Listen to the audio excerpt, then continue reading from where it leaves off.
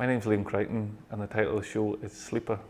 The title Sleeper comes from Sleepers, which is a pseudonym for Benzodiazepine, which is a pharmaceutical tranquilizer. It's an anti-anxiety drug, but prolonged use causes memory loss, and that's the thing I was interested in, was the fact that it's a prescription drug, it's a pharmaceutical.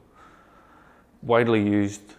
In the late 70s, it was the most prescribed drug in the whole UK, but this idea of numbing, like cutting off, which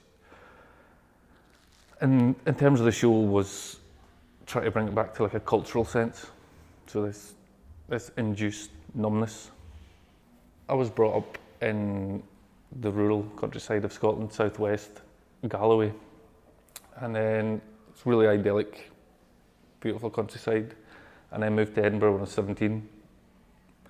Started studying architecture and specifically interior architecture.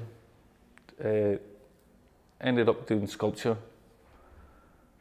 and that sort of led into installation and sort of maybe analysing both those interests. So what I'm really interested in is physical space in the broadest sense, but you start narrowing that down to like the built environment. In terms of that, through my sculpture practice, I would appropriate materials from that. I like to use non-specialist everyday materials, steel, wood.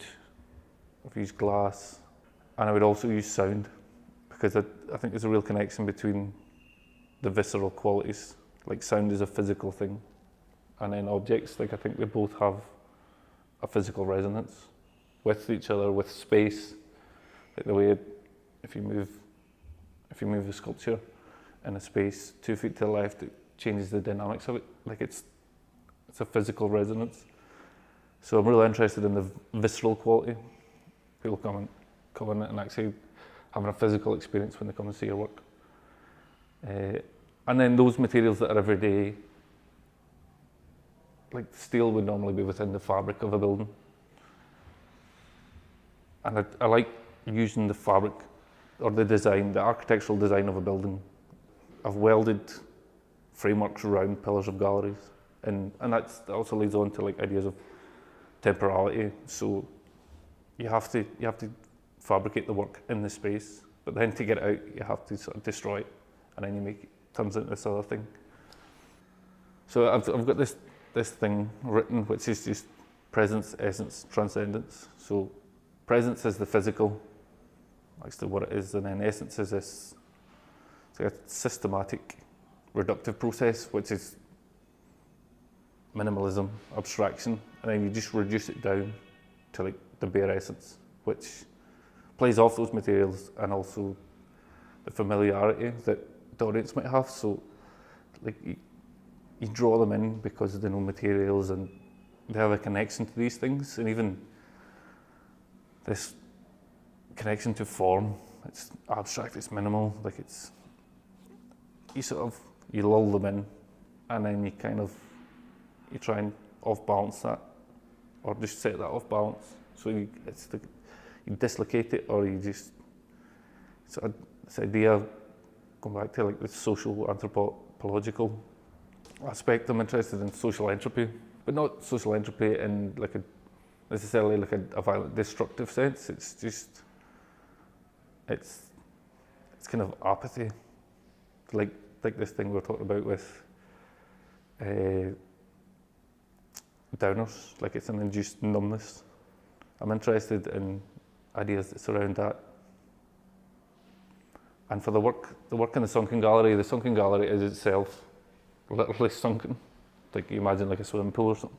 So you step down into it. So the work's about 22 metres in length. It's an elevated floating wall, 1.6 metres from the ground, and then the floating wall itself is 1.8 metres. 185 square metres of calico dipped in plaster and then draped that surrounds 3 walls, so you walk down into it. And then this thing's raised above you, and kind of like that idea of it like washing over you or being consumed. And it's white on white, like it's dipped in plaster, so it's really subtle, but then it's quite It's quite a large scale object.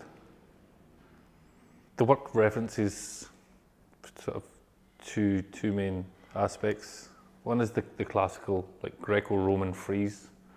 There's predominantly a narrative that runs through a frieze, and that they kind of depict some heroic scene. Just quite iconic if you think of the most famous, the Parthenon.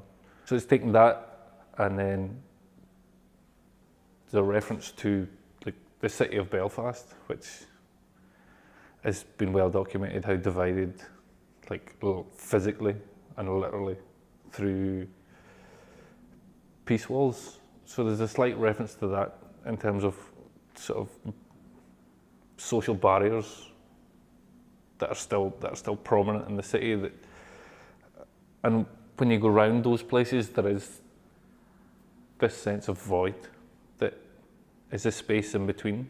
It's kind of the grey area, which is really interesting. It's the one that's kind of unsettling. Those spaces around Cooper Way or whatever, they're quite contentious, and they're kind of monumental in the same way that classical Greco-Roman sculpture is. I mean, it's that idea of presence. So we're referencing both those, and that's I would work through a sort of dialectic approach. It's drawing dots, and then all of a sudden there's lines that put them together. So the work Sleeper it's an ongoing development of previous works. So the cotton dipped in plaster, I've done a few of those now. The first time I actually used it was dipped in whitewash, so it never dried, it never solidified. That's another thing about the Sunken Gallery. It's cotton dipped in plaster, so the fabric becomes solid, it becomes this rigid thing, but what contrasts that is the way it's draped, the movement and the ripples.